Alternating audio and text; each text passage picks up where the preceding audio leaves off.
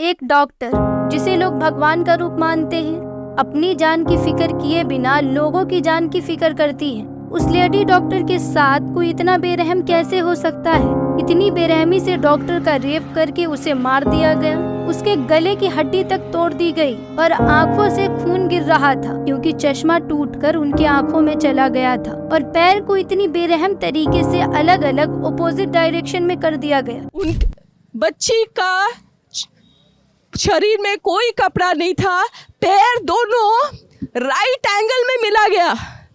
Right angle में एक पाँव बेड के इस तरफ, एक पाँव बेड के इस तरफ मिला गया।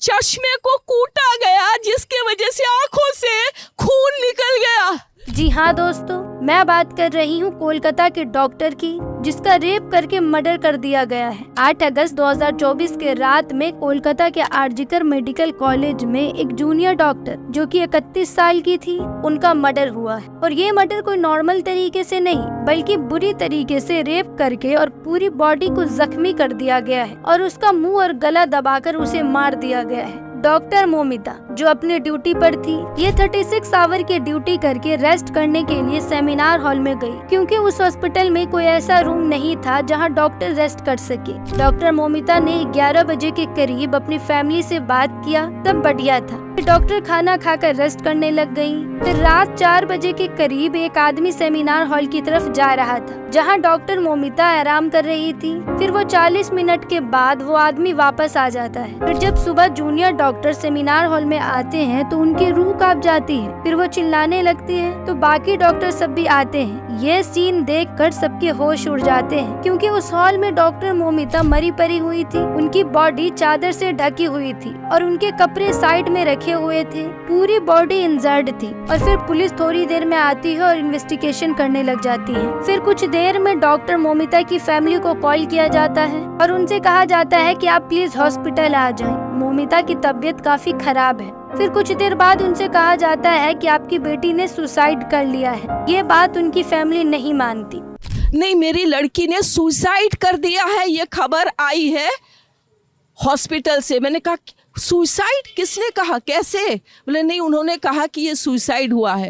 डॉक्टर मोमिता की मम्मी और आंटी सब डॉक्टर मोमिता को देखने की काफी जिद करती हैं, लेकिन पुलिस उन्हें नहीं देखने देती। 3 घंटे तक डॉक्टर की फैमिली बाहर खड़ी रही और उन्हें अपनी बेटी से नहीं मिलने दिया। हम जब जाते हैं वहाँ हमको 3 घंटा खड़े रखा और ये हाथ जोड़ती रही, माँ बाप हाथ जोड़ते रहे, हमें एक बार दिखाओ, हमारी बच्ची का मुंह एक बार दिखाओ।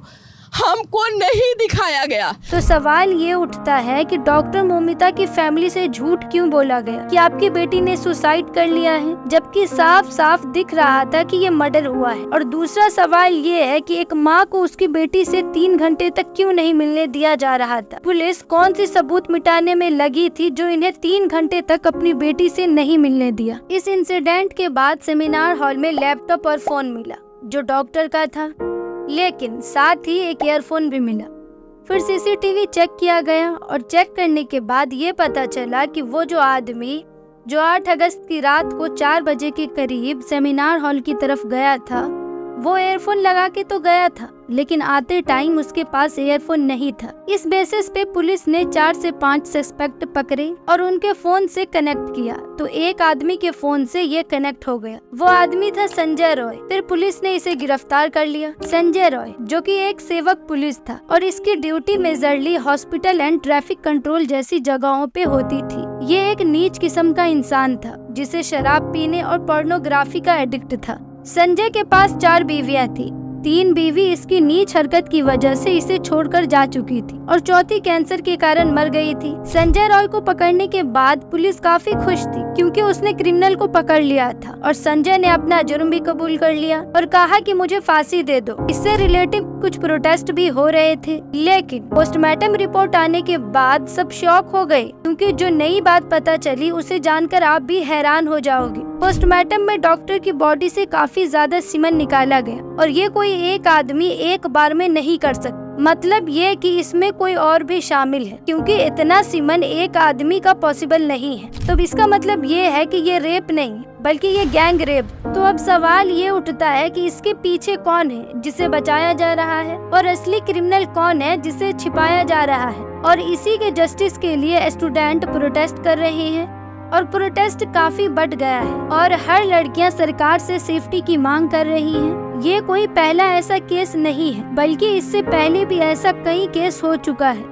जिसे अभी तक जस्टिस नहीं मिला है। लोग आवाज तो उठाते हैं, लेकिन कुछ दिन बाद उनकी आवाज भुला दिया जाता है और इससे क्रिमिनल बच जाता है, और कई लड़कियां इसकी शिकार बन जाती हैं, और यही चीज हमेशा से चलता आ रहा है। तो इसी कारण से इंडिया में हर साल 30,000 से ज्यादा रेप केस सामने आते हैं। तो बस सरकार से यही गुजारिश है कि ऐसे क्रिमिनल को जल्द से जल्द पकड़े और उनको सजा दे, ताकि आजादी से हम बेफिक्र होके घूम सके, अपनी लाइफ जी सके। अभी तो बस हम सारी लड़कियां डर डर के ही जी रही हैं। तो प्लीज इस बात पे ध्यान दिया जाए।